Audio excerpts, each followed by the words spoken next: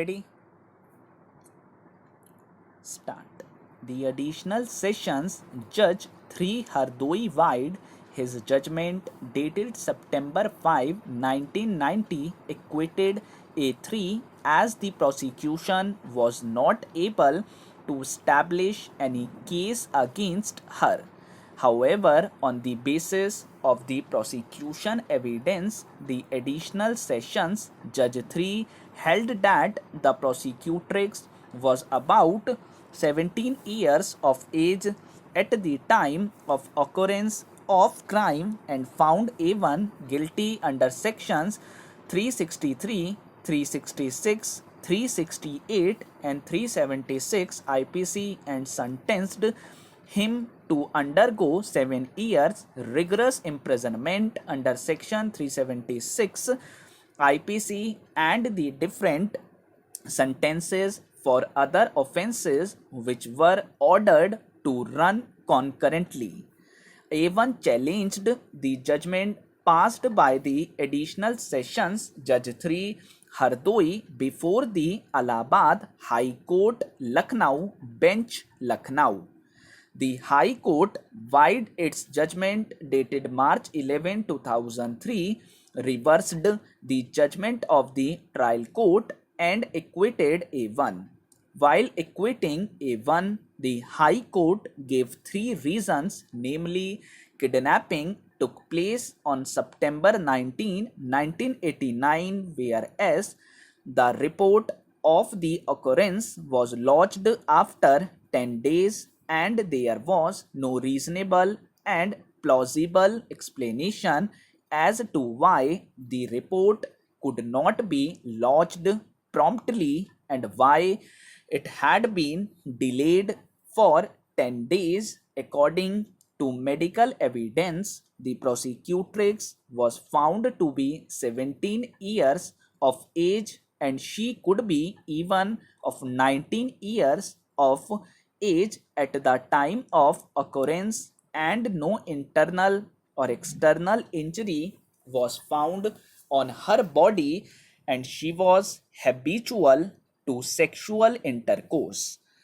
We deem it appropriate to reproduce the entire reasoning of the High Court as it is, which reads as follows.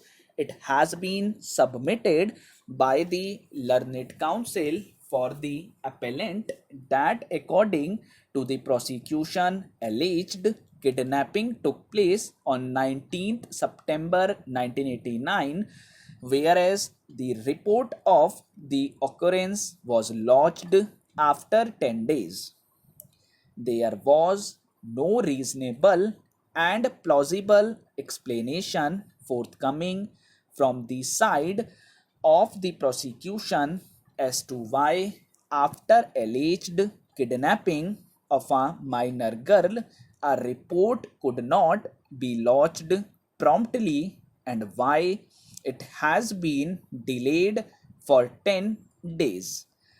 This by itself shows that the report had been lodged after consultation and after due deliberation, and the prosecution can be safely looked with doubt.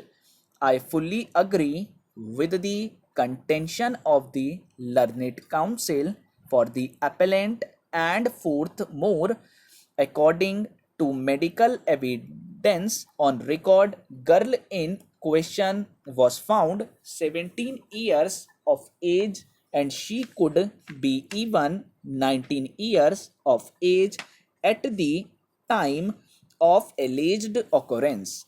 No internal or external injury was found on her body and she was used to sexual intercourse. The charge of rape also stands not proved. The learned court below was thus not justified in believing the prosecution theory and convicting the appellant. We are indeed surprised by the casual approach with which the High Court has dealt with the matter. The judgment of the High Court is not only cryptic and perfunctory, but it has also not taken into consideration the crucial evidence on record. On flimsy grounds, the accused convicted of a serious crime of kidnapping and rape has been acquitted. There is no application of mind to the evidence of the prosecutrix at all. Having not been benefited by the proper consideration of the evidence by the High Court, we have looked into the entire evidence on record carefully. The prosecutrix is an illiterate and rustic young woman. She does not seem to have had formal education, and therefore there is no school certificate available on record. In the FIR, the age of the prosecutrix has been stated to be 13 years. In her statement recorded under Section 164 CRPC, the prosecutrix stated that her age was 13 years. PW1, who is elder brother of the prosecutrix, in his deposition also stated that the age of the prosecutrix was 13 years at the relevant time. However, the doctor PW5, on the basis of her X-ray as well as physical examination, opined that the prosecutrix was 17 years of age. The trial court, on consideration of the entire evidence, recorded a categorical finding that the prosecutrix was about 17 years of age at the time of occurrence.